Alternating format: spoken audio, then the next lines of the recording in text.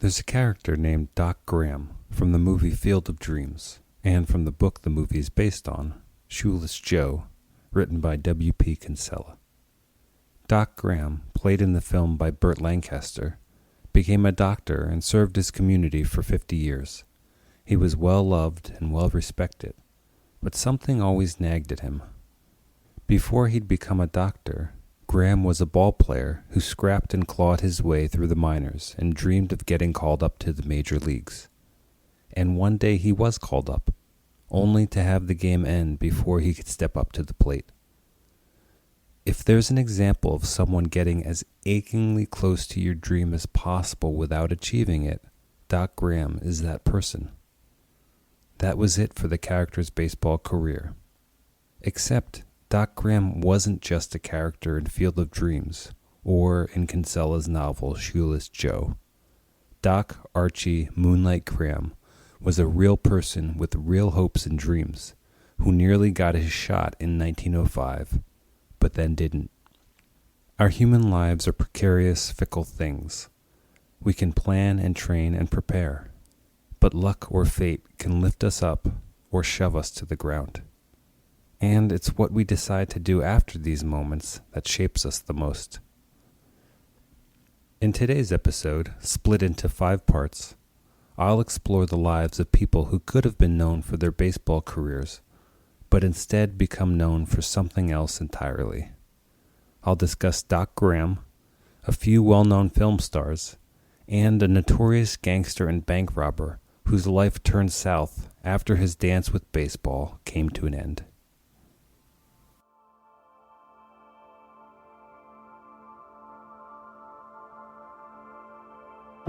You're listening to the Midnight Library of Baseball, where there are no loud noises, no jarring music, only nostalgic, thought-provoking, emotional stories about baseball. I'm Ben Orlando.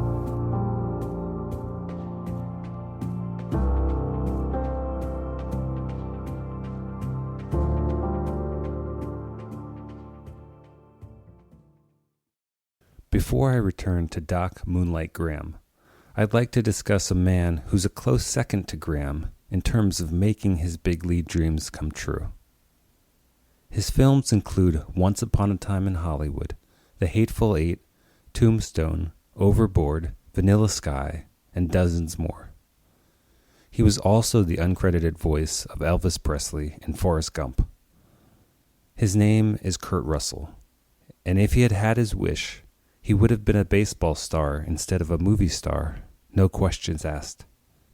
Kurt Russell grew up in 2 worlds, the world of acting and the world of baseball. Just like his father, Neil Oliver Russell, known to all as Bing Russell. And Bing Russell had played semi-professional ball and had a recurring role in the 60s show Bonanza. Bing Russell later owned several semi-pro ball clubs, which factors into the latter half of this story. While starring in major roles in his teens, Kurt Russell also lived and breathed baseball. His father wrote instructional manuals used by big league names, such as Detroit Tigers manager Sparky Anderson.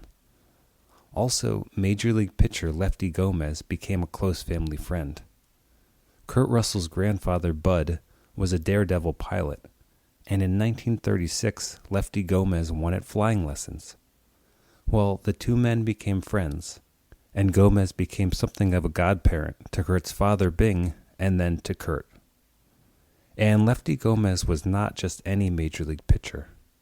Gomez pitched for the Yankees and won 20 games 4 different seasons. He started in 6 World Series games and won all 6, and was eventually inducted into the Hall of Fame. Gomez was also known as El Gufo and Goofy Gomez for his sense of humor and antics on and off the field. So it wasn't just that Kurt Russell had baseball role models. He had accomplished role models with lighthearted personalities that contributed to Russell's worldview and his understanding that he could never dream too big. In addition to real-life role models, Kurt Russell read and reread Ted Williams' The Science of Hitting, perceived as the baseball Bible for thousands of players in the second half of the 20th century. So, on a checklist of tools needed to groom a boy into a ball player, what is helpful? A father who played ball at a high level and continues to train and teach in the field? Check. A family who talks nonstop about baseball, allowing for the theory, fundamentals, and heart of baseball to seep into the mind and bones? Check. A godfather who, in 1999, was ranked number 73 on the Sporting News list of the 100 greatest baseball players? Check. And what about a ball machine in your backyard? From the age of 12, Kurt Russell had a pitching machine in his backyard and spent hours drilling and tweaking his form. Through constant practice, feedback from his father, his godfather, and Ted Williams' famous book, The Science of Hitting, Russell polished his game until he was playing semi-pro ball as a second baseman by the age of 15. If this wasn't enough, Russell was also a switch hitter, meaning he could bat from either side of the plate. After high school, Russell was nearly drafted by the Twins, Giants, and Yankees, but there was trepidation because of his acting career and the question of whether he could commit. Remember, Russell was acting by the age of 11 and starring in shows like Gilligan's Island, The Man from U.N.C.L.E., Lost in Space, and The Fugitive by his early teens. But Russell made time for baseball, making sure not to act between February and August. After jumping around on different semi-pro teams, including participation in spring training in Hawaii twice, Russell played Double-A ball in 1973 and hit .563 in 6 games before tearing his rotator cuff. He tried to come back, but as was the case with many baseball stories, he wasn't the same. In an interview for Far Out magazine, Russell recounted the day he found out his career had ended. Quote, "I found out it was over from a doctor who had a terrible bedside manner. He examined me and said, 'Aren't you an actor too?' I said, 'Yeah.' And he said, 'Well, you're an actor all the time now, ha ha.' That was it. He just walked out of the room. I sat there for like 10 minutes, not knowing what to do. I was like, is that it? A nurse had to come in and get me. I was just devastated." End quote. Before he hung up his cleats, Russell played 23 games for the Portland Mavericks, a semi-pro team founded and run by Russell's father, Bing. The Mavericks was an entertaining team of misfits, made up of rookies, minor league veterans, and major league players close to retirement, who were just looking for one last chance to play ball. The Mavericks story is told in the Netflix documentary, The Battered Bastards of Baseball, which was produced by Kurt Russell's cousins, Chapman Way and McLean Way. Before the team shut down for good in 1977, Kurt Russell came back and suited up for one last game. Of course, Russell went on to do just fine in Hollywood, but his first choice was always baseball. From an interview in 1972, he said, quote, "Achieving awards in acting doesn't appeal to me. I don't know why, but achieving awards in baseball appeals to me a lot. I'd love to win Most Valuable Player in any league, or win the batting title, or be the premier fielder in the league." End quote. And to reiterate how big baseball was in the Russell family, Kurt Russell's father played baseball. Kurt Russell played baseball. Russell's 2 cousins produced the documentary, The Battered Bastards of Baseball, about Bing Russell's semi-pro team, the Portland Mavericks, which was an endeavor that involved much of the Russell family. And Kurt Russell's sister, Jill, had a son, Matt Franco, who became a major league first baseman and played from 1995 to 2003. So, were there any other actors that nearly went the way of the diamond? Well, how about this guy? An actor and director known for ER, The Perfect Storm, Oh Brother, Where Art Thou, and one of my favorite movies, Ocean's 11. George Clooney grew up playing baseball and basketball, and he was good enough at baseball to try out for the Cincinnati Reds. Clooney said about his tryout, quote, "I had everything else. I had a good hat. I had a good uniform. I just lacked skill. I lacked the ability to play the game." End quote. But Clooney worked on his game, and when he tried out again the next year with the Reds, he made it to the second round. In his second round, Clooney did well, hitting 82-mile-per-hour fastballs, and he thought he was good to go. Then the pitcher threw a curveball, which Clooney thought was coming for his head. He jumped out of the way, and from the ground he watched as the ball ended up on the outside part of the plate. Everyone laughed, according to Clooney, who said, quote, "I was like, oh, dude, I'm not going to be a professional baseball player. This is a different level. I didn't understand that until right then." End quote. In the summer of 1934, gangster and bank robber John Dillinger spent his days hiding from the law in a brothel run by a madam named Anna Campanas. A few months earlier, Dillinger had been injured in a shootout, so he recovered at his father's home, then moved to the brothel, where, not long into his stay, Anna Campanas tipped off the FBI to Dillinger's whereabouts. On July 22nd, exiting the Biograph Theater in Chicago, Illinois, Dillinger found himself surrounded by the police. He tried to flee and was shot dead. Dillinger was 31 years old when he died, and lived on as an infamous criminal. But if a few things had happened differently, Dillinger might have been playing Major League Baseball in 1934 instead of robbing banks and getting shot. John Dillinger, or Johnny, was born in 1903 outside Indianapolis. Dillinger grew up playing and loving baseball, and as a teenager in the early 1920s played for the AC Athletics and made $75 a month, equivalent to $1,300 today. Dillinger, 5'7", 150 pounds, was known as the Jackrabbit for his size and speed. He was the leadoff hitter and even earned a $25 prize for being the best hitter on his team. Also, according to Dillinger's baby sister, Major League scouts came to see the Jackrabbit play, and she said of Dillinger, quote, "He was good enough to go pro," end quote. If Dillinger had had good role models like Kurt Russell, he might have pursued baseball. He might have dedicated himself to fixing his weak spots and prepping himself for the major leagues. Instead, Dillinger had the unfortunate luck to play in a league with an umpire who happened to be an ex-con named Ed Singleton. Dillinger and Singleton went drinking after the games, and that's where Singleton talked Dillinger into helping him rob a grocery store. On September 26, 1924, Dillinger and Singleton hid in a church and waited for the owner of the store, an old man named Morgan. When Morgan appeared around the corner with the cash box, Singleton and Dillinger, who carried a pistol given to him by Singleton, accosted the old man.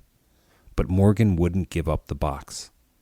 There was a scuffle, and the gun went off, wounding Morgan as Dillinger and Singleton ran away.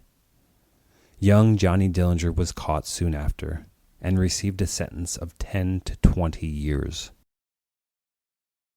Fast forward to 1929 with reporter Tubby Toms, who attended a baseball game at the Indiana Reformatory and happened to find a seat next to Governor Harry Leslie, who was present that day for a parole hearing. As the two men watched the game, they became fixated on one man in particular. According to Toms, quote, "Neither the governor nor I could keep our eyes off the reformatory shortstop. His play was marvelous both in the field and at bat," end quote. As it turned out, the parole hearing the governor had come for was John Dillinger's. At the hearing, Dillinger, who'd spent 5 years at the reformatory, requested to be transferred to the state prison in Michigan City, which was a much tougher prison. But according to Dillinger, quote, "They have a real ball team up there," end quote. Apparently, the parole board laughed at the request, until the governor intervened. Leslie replied, quote, "Gentlemen, I saw this gentleman play baseball this afternoon, and let me tell you, he's got major league stuff in him.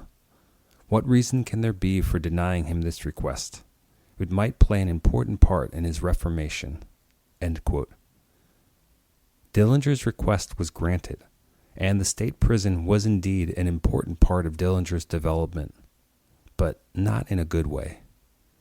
Perhaps because the prison was more traumatic than he'd expected, or perhaps because he decided to focus his full attention on crime, John Dillinger did not end up playing baseball at the state prison. Instead, he formed his criminal outfit there, the Dillinger Gang. And when he was released in 1933, the Dillinger Gang got to work, ultimately robbing 24 banks and 4 police stations. In the robberies, 10 men were killed and 7 wounded. Dillinger was only ever charged with 1 homicide, but was ultimately not convicted. Dillinger also broke out of prison twice, and during his final run, he risked capture and death by attending a baseball game at Wrigley Field in June of 1934. Dillinger had undergone plastic surgery to change his identity, but apparently it was a botched job, and Dillinger ended up leaving the game early when he was tipped off that there were a few federal agents at the game. In spite of the death and mayhem he created, John Dillinger and other bank robbers like him were seen as folk heroes by the general public. This was, after all, the Great Depression, and no institution was hated more than the bank. Dillinger had lots of friends, lots of informants and spies. He was not, however, tipped off to the feds following him to Chicago on July 22nd, and because of his life choices, Dillinger's life came to an end at the age of 31. All it takes is one role model, one mentor, one respected person to give you support and steer you away from the crooked road in a time in your life when you're open to suggestion. And Dillinger loved baseball. If someone had sat him down, told him he could be in the big leagues in a few years, who knows what might have happened. But by the time John Dillinger found anything resembling support in the form of Governor Leslie, it was too late. As a side note, Dillinger's baby sister, Frances, who was the source of the quotes about Dillinger's major league chances, died only 8 years ago in 2015 at the age of 93. If you've listened to previous episodes, you know that I'm fascinated by generation overlaps and the overlooked reality that humans can live a very long time. Only 8 years ago, I could have visited Frances Dillinger Thompson and heard firsthand stories of John Dillinger, the gangster and infamous bank robber who died in 1934. To me, that's amazing.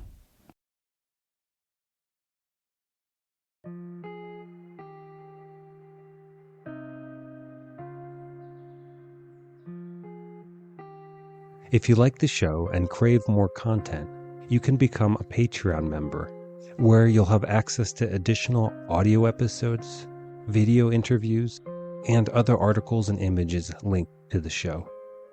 Go to Patreon/Midnight Library of Baseball. And since this is a one-man production, every bit of support helps. You can donate at midnightlibraryofbaseball.com, and you can add reviews on iTunes and Spotify. Okay, back to the show.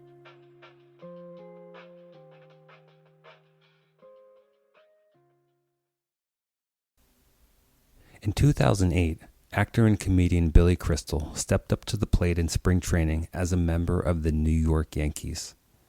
Crystal was 60 years old, and he'd signed an actual contract to make the act legitimate. But it was more of a gift to Crystal for his 60th birthday than any real shot at the major leagues. However, once Crystal stepped up to the plate for batting practice before the game, the players and fans took notice. Crystal peppered grounders and line drives around the field, like he knew what he was doing. Because he did.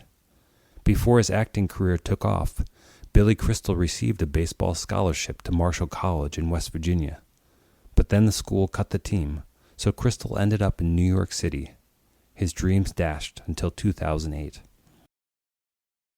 Before the big game, Crystal prepped for 10 days with former Major League player Reggie Smith. He took batting and fielding practice with the Yankees, turning double plays with Derek Jeter, who originally suggested the idea. Crystal even received hazing as a 60-year-old rookie. When he went to the locker room to get ready for the game, Crystal found his shoelaces sliced and the ends of his socks cut off. In the stands that day was Crystal's family and comedian Robin Williams, who said, quote, "I hope they drug tested him for Maalox," end quote. Crystal had one at-bat against Pirates pitcher Paul Maholm. Crystal managed to foul off one pitch which missed being a base hit by a few inches. He took the count to 3-2 and then struck out. From Pirates pitcher Paul Maholm of the experience, quote, "It was definitely a little nerve-wracking. I'm glad I didn't have to watch it every day, him getting a hit off me," end quote. At least Billy Crystal got the chance against a major league pitcher. That chance did not come for Archibald Moonlight Graham, later known as Doc. One year for Christmas, novelist W.P. Kinsella received a baseball encyclopedia, and flipping through the pages, Kinsella came across Moonlight Graham. From Kinsella, quote, "What a wonderful name. This is better than anything I could invent," end quote. If you've read Shoeless Joe or watched Field of Dreams, and you're familiar with the character of Doc Moonlight Graham, you might be surprised to learn that much of the character's story is true to life. Archibald Wright Graham, who I'm starting to think of as the man with 1,000 names, was born in 1879 to Alexander and Catherine Graham. Both father and mother highly educated. While playing baseball, Archie Graham earned his bachelor's degree and returned to school for a 2-year postgraduate medical course. As he came up in the minors, Graham took on the nickname Moonlight because he was as fast as a flash. He did well on the various teams he played for, but did only so-so the year before he was called up by the New York Giants. That season, in 1904, Graham hit only .240, but he did have 30 stolen bases, 10 doubles, and 7 triples. And speed was a huge asset to major league teams. There are several recurring characters in the Midnight Library of Baseball, and one is New York Giants manager John McGraw, who, in 1904, was the man responsible for plucking Archie Graham from the minors and signing him to a big league contract. A reporter from the New York Evening World said at the time, quote, "Graham, a youngster who played with Manchester last year, has been signed as a substitute outfielder. He is fast on his feet and a strong hitter. McGraw believes he has in Graham a great find," end quote. And many people, including Graham's old college coach, thought Graham was one of the fastest players in the game. This former coach, Ed Aschenbach, tried to set up a race between Archie Graham and Harry Bay, who'd led the league in stolen bases the previous 2 seasons. But the race never happened. One more event that could have promoted Graham into the spotlight if it had occurred. And there was a good chance Graham could have won. A few years later, Graham challenged a local sprinter for $500 and won the race. Graham, incidentally, donated half his winnings to the Scranton Consumptive Hospital. Even though he'd been signed by the Giants in 1905, Graham sat on the bench until June 29th. With the Giants winning 10-0, manager John McGraw finally put Graham in the game in right field. Graham recorded 0 outs. In the 9th inning, Archie Graham stood in the on-deck circle. You can just imagine this young man's excitement, swinging the bat, the hairs on the back of his neck standing up, his body electric. "Just get on base," he might have muttered to himself. "Just get on base, please get on base." If Graham's teammate Claude Elliott had gotten on base, it would have been Graham's first major league at-bat. But Claude Elliott popped out, and since there were already 2 outs, that was it. Considering how many games were left in the season, Graham probably assumed he'd still get his chance.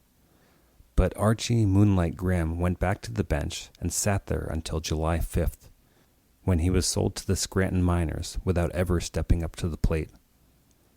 In modern times, someone with Graham's speed would have definitely been used to pinch run, but this was 1905, a time before substitutions were common. While pursuing his medical career, Graham continued to bounce around East Coast teams and spent more and more time in the medical profession and less time on the field. Even with his dwindling field time, in 1911, American League scout Jack Sheridan supposedly heard about Graham still playing and offered him a shot to try out with the Boston Red Sox. But Graham turned him down. He was by this point fully committed to being a doctor, and he spent the next 50 years in Chisholm, Minnesota, tending to the sick and helping whoever he could. He was extremely cherished and loved in his community. In the film Field of Dreams, an actress read Doc Graham's obituary, and what the actress read was actually the real obituary from the real Archie Moonlight Graham. Here's what she said, quote, "And there were times when children could not afford eyeglasses or milk or clothing. Yet no child was ever denied these essentials because in the background there was always Dr. Graham. Without any fanfare or publicity, the glasses or the milk or the ticket to the ball game found their way into the child's pocket." End quote. It seems the real Doc Graham would have agreed with the words uttered by Burt Lancaster, playing Doc Graham in Field of Dreams, when the actor said of his opportunities and missed chances in life, quote, "If I'd only gotten to be a doctor for 5 minutes, now that would have been a tragedy."